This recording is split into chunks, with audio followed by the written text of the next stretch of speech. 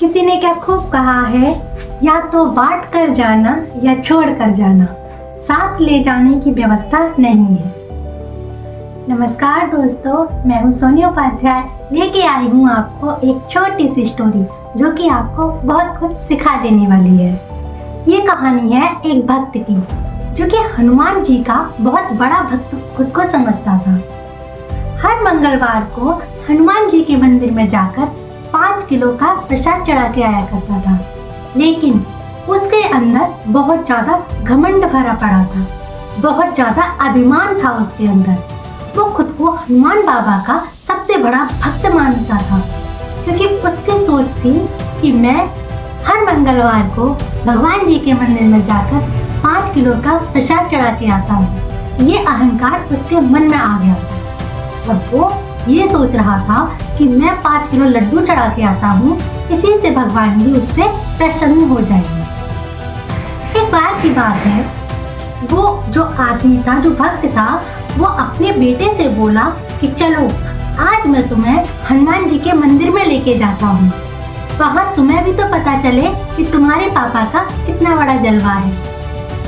ऐसा कहकर वो भक्त अपने बेटे को मंदिर में ले जाने लगा।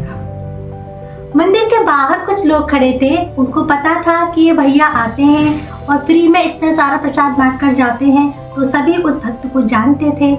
तो मंदिर के बाहर से ही कुछ लोग उनसे जय श्री राम कहने लगे। मंदिर में प्रवेश करते ही वहाँ पर और भी लोग थे, तो वो भी उनको जय श्री राम कहने लगे। ये सब उनका बेटा देख रहा था और बेटे को बहुत ज्यादा खुशी हो रही थी। वो सोच रहा था कि वास्तव में यहाँ तो पापा का बहुत नाम है, और वो भक्त भी खुश हो रहा था कि यहाँ तो मेरा अलग ही जलवा है। मंदिर से बाहर दोनों बाप और बेटे सीढ़ियों से उतर के आ रहे थे। वहीं दूसरी सड़क पर एक मेले जैसा माहौल हो रहा था, जहाँ पर गुब्बारे और खाने पीने की बहुत सारी चीजें रखी हुई थी। व्यवस्था थी हर चीज की, जैसे कि मेले में पाया जाता है।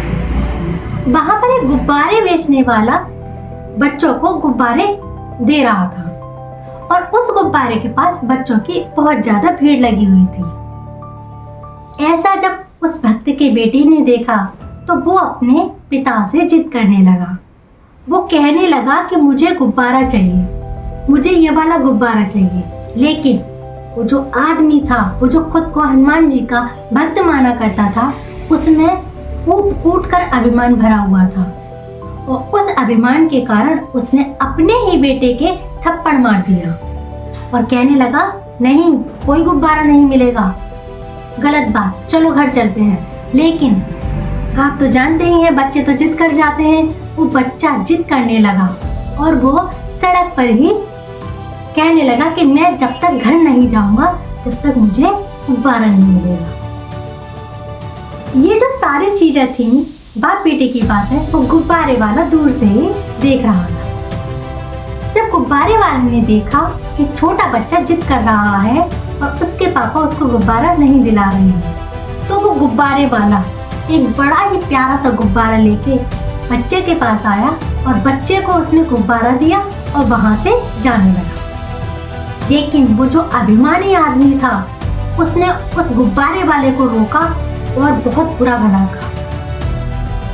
उसने उस गुब्बारे वाले को कहा, बड़े ही बदतमीज किस्म के इंसान हो, तुमने ही बच्चों को बिगाड़ा है। तुमने यहाँ देखा नहीं कि बच्चा जिद कर रहा है और तुम जेब से पैसे निकलवाने की कोशिश कर रहे हो। और सुनाता चला गया और गुब्बारे वाला उसकी सारी बातें सुनता रहा। उसके बाद जो गुब्बारे वाले ने उस भक्त से जो बात कही, यही कहानी का सार है। उस गुब्बारे वाले ने उस आदमी को बोला कि मैं यहाँ गुब्बारे बेचने नहीं, बांटने आता हूँ।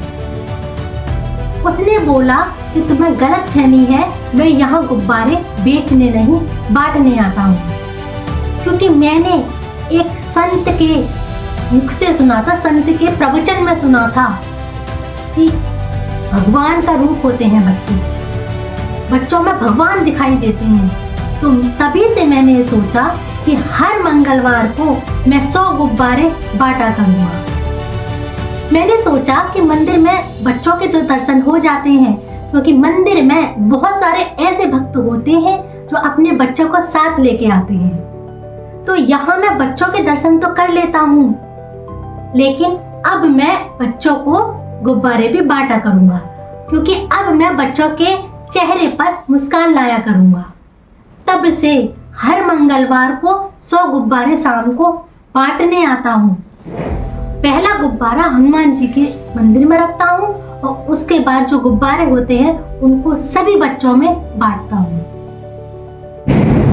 जब गुब्बारे वाले ने उस आदमी से वाली बात कही तो वो आदमी सुनता रहा। गुब्बारा वाला ये वाली बात कह के चला गया और गुब्बारे वाला एक बात और कह के गया। उस गुब्बारे वाले ने कहा कि मेरे इस काम से बच्चे तो खुश होते ही हैं, बच्चों के मुख पे मुस्कान तो आती ही है, बच्चों को देखकर मैं भी खुश होता हूँ। और हाँ, ऐसा करते थे मेरे हनुमान बाबा भी जरूर प्रसन्न होते होंगे। और उस गुब्बारे वाले ने उस आदमी से पूछा भी, भाई साहब क्या लगता है तुम्हें, क्या इस काम से बाबा खुश होते होंगे? ऐसा कहकर गुब्बारा वाला तो चला गया, लेकिन उस भक्त की आंखें हमेशा के लिए खोल दी उसने। वो सोचने लगा कि मैं यहाँ पर अपने 5 किलो लड्डू का अभिमान किया करता था, इस गुब्बारे वाले के आगे मेरी भक्ति कुछ भी नहीं है, क्योंकि इस गुब्बारे वाले ने अब तक निस्वार्थ सेवा की, बिना दिखावे के सेवा की। ये मुझे बताता नहीं अगर मैं इससे पूछता नहीं, ये तो अपना काम किए जा रहा था। अगर मैं इससे नहीं पूछता कि गुब्बारा क्यों बेच रहे हो, तो ये मुझे ये भी नहीं बताता कि वो बेचने नहीं बांटने आता है। उसने कभी दिखावा नहीं किया, इसलिए मेरी भक्ति इस गुब्बारे वाले के सामने कुछ भी नहीं है। दोस्तों, इस कहानी से हमें यही सीख मिलती है कि खुशियाँ बांटने से बड़ी हैं। और हाँ, कभी भी अपने ऊपर ईगो को और घमंड को हावी मत होने देना, क्योंकि अगर आपके ऊपर ईगो और घमंड हावी हो गया तो आपके रिश्ते बिखरते चले जाएंगे, आपके अपने आप से दूर हो जाएंगे। दोस्तों, अगर आपको कहानी जरा सी भी अच्छी लगी हो तो वीडियो को लाइक जरूर करना, वीडियो को शेयर भी करना। और हाँ, अगर आप चैनल पर नए हैं तो चैनल को सब्सक्राइब करना ना भूलना। अब आगे की वीडियो में आपसे मिलते हैं, तब तक के लिए आप लोगों से लेते हैं विदा। जय श्री राम।